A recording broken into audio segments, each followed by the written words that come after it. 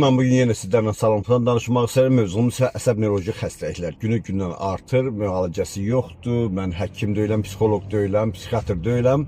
Mən düzdür, sağlamlıqla məşğul olan adamam, ancaq təbii üsullarla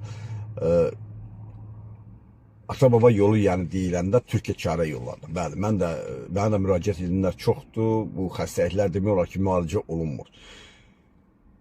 Bu xəstəlik yaranma səbəbləri çoxdur. Mən bir neçə dəfə demişəm, ancaq bu da növbəti birini də sizə demək məcburiyyətindəyəm.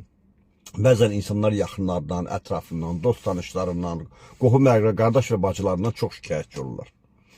Mən ona belə yardımlar eləmişdim, mən onu ayağa durğuzdum, mən ona kömək elədim, qalmışdı belə vəziyyətdə, mən ona kömək elədim. Bugünkü gündə o artıq başqa insandır, gördüyüm insan deyil. Bəli, insanlar başqa məxluqlardan fərqli olaraq tez dəyişə bilən, yəni tarası qalıb, abuloşkası qalıb özü dəyişə bilən bir məxluqlardır.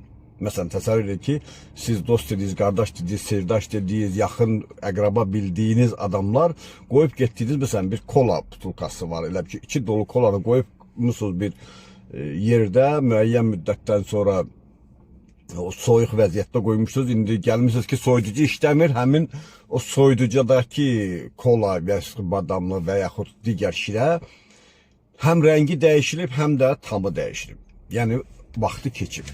Vaxtı keçdikcə istənilən halda o xarab olacaq. Yəni insanlar da bu cürdür. Siz onu qoyub getmişsiniz. Belə dost kimi, obraz kimi, qardaş, bacı kimi qoyub getdiyiniz adamlar. Sonra gəlirsiniz, görürsünüz ki, obrazı qalıb, amma özü dəyişir. Bəli, bunu həmişə belə qəbul edin ki, insanlar dəyişə bilən məxluqlardır. Başqa canlılar bizdən fərqli olaraq dəyişmir. Onlar necə olur, o silətdə də qalırlar. İnsanlar isə dəyişə biləndir. Bir neçə obraza düşə bilirlər. Zəmaniyə uyğun, ətrafa uyğun, mühitə uyğun, şəraitə uyğun.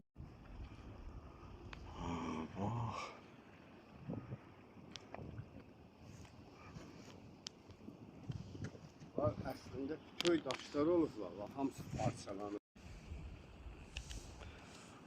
Bax.